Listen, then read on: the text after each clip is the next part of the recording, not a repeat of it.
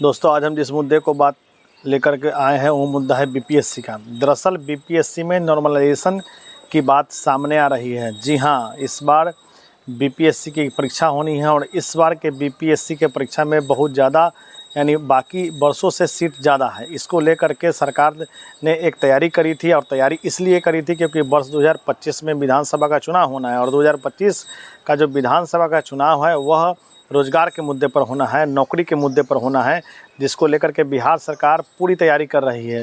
बिहार सरकार की 2025 की जो विधानसभा की तैयारी है वह है नौकरी और रोज़गार को लेकर के तैयारी, क्योंकि नीतीश कुमार ने घोषणा भी किया था कि 7 निश्चय पार्ट 2 के तहत रोज़गार देने की जो बात कही थी वो 10 लाख थी, जो अब 20 लाख हो गई। यानी 10 लाख लोगों को रोज़गार और 10 लाख लोगों को नौकरी, यानी पूरे 20 लाख लोगों को नौकरी और रोज़गार से जोड़ने के लिए 2025 में सरकार तैयारी कर रही है। इसको लेकर के बीपीएससी का मामला अभी गर्म हो गया है। बीपीएससी को लेकर के जो खबर सामने आ रही है वो काफ़ी चौंकाने वाली है। दरअसल बीपीएससी में नॉर्मलाइजेशन की बात सामने आ रही है। नॉर्मलाइजेशन का मतलब यह होता है कि यदि एग्ज़ाम होगा तो जो रिजल्ट आएगा वो एवरेज मार्किंग पर होगा। साधारण भाषा में यदि इसको समझा जाए तो एवरेज मार्किंग यानी नॉर्मलाइजेशन एवरेज मार्किंग ही होगा।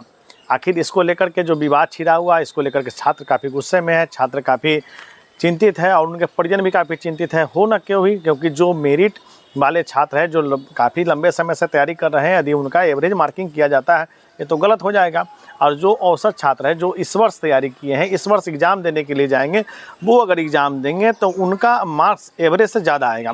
अब ऐसे में सवाल उठता है कि आखिर जिस चीज़ के लिए, जिस मेरिट के लिए बीपीएससी परीक्षा आयोजित करती है, जो बीपीएससी मेरिट के आधार पर होता है, जो बीपीएससी योग्यता के आधार पर चयन करती है, उसमें आखिर नॉर्मलाइजेशन की बात क्यों, एवरेज मार्किंग की नौबत क्यों आ गई? क्या ज़रूरत पड़ गई बीपीएससी को? ऐसे तो करना नहीं चाहिए था, क्योंकि ये तो परीक्षा का कोई आधार ही नहीं हुआ कि हम कोई एग्ज़ाम कंडक्ट करें और एग्ज़ाम को कंडक्ट करने में हम नॉर्मल रिजल्ट दे दें, यानी एवरेज मार्किंग कर दे, एवरेज नंबर दे दे, एवरेज प्राप्तांक दे दे। ये हो गई बच्चों वाली परीक्षा। यदि किसी स्कूल में, सरकारी विद्यालय में आपने सुना होगा कि सरकार की तरफ से निर्देश है कि 5वीं की, 6ठी को, 4थी की, 3री की बच्चों को अब फेल नहीं करना है, तो उस समय हमें होता क्या है कि एवरेज मार्किंग करके उस सभी बच्चों के छात्र को अगले क्लास में प्रमोट कर दिया जाता है, भरसक वो छात्रों के पास योग्यता रहे या न रहे। अब ऐसे में सवाल यह उठता है कि आखिर बीपीएससी के लिए ऐसा कदम सरकार क्यों उठा रही है? बीपीएससी को लेकर के इस तरह के सरकार क्या सोच करके कदम उठा रही है कि बीपीएससी के छात्र को एवरेज मार्किंग किया जाए, नॉर्मलाइजेशन किया जाए? क्योंकि सरकार का कुछ तर्क है। तर्क यह है कि सरकार यह चाहती है कि बीपीएससी की परीक्षा लीक ना हो, उस पर रोक लगे, किसी भी तरह की अनियमितता ना हो।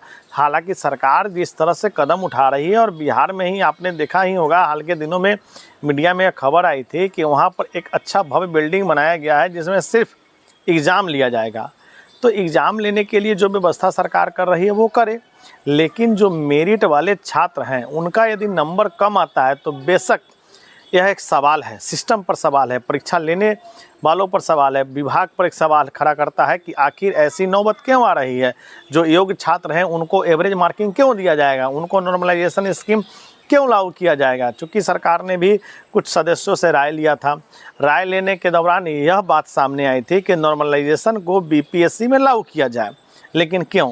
यह गलत है। सब छात्र इसका भरपूर विरोध कर रहे हैं और इस विरोध को लेकर के बीपीएससी चिंतित है कि इस मामले को लेकर के छात्र कहीं न्यायालय का दरवाज़ा न खटखटा दे। यदि न्यायालय का दरवाज़ा खटखटाते हैं तो इस तरह की व्यवस्था पर कहीं कोर्ट रोक न लगा दे। जी हाँ, चूँकि बिहार में जितनी भी बहाली हो रही है, चाहे कर्मचारी का हो या फिर बहुत सारे एग्ज़ाम को है, तो कोई आरक्षण को लेकर के हो या नंबर को लेकर के हो, छात्र न्यायालय का दरवाज़ा खटखटा देते हैं।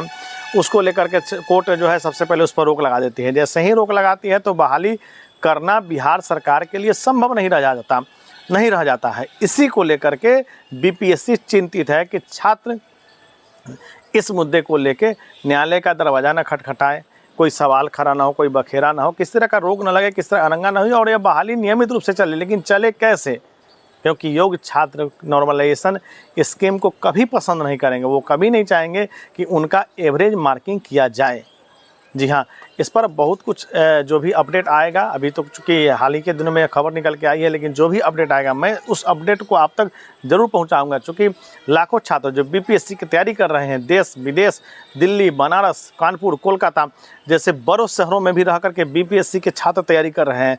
इस ऐसे में यह सवाल उठता है कि इतनी बड़ी परीक्षा और इतना अच्छा जो पद है उसको लेकर के सरकार इस तरह के स्कीम क्यों ला रही है। बने रही मेरे साथ, मैं आपको अपडेट देता रहूँगा बीपीएससी एग्ज़ाम के बारे में और लगातार बीपीएससी के इन तमाम खबरों को आप तक पहुँचाता रहूँगा। धन्यवाद।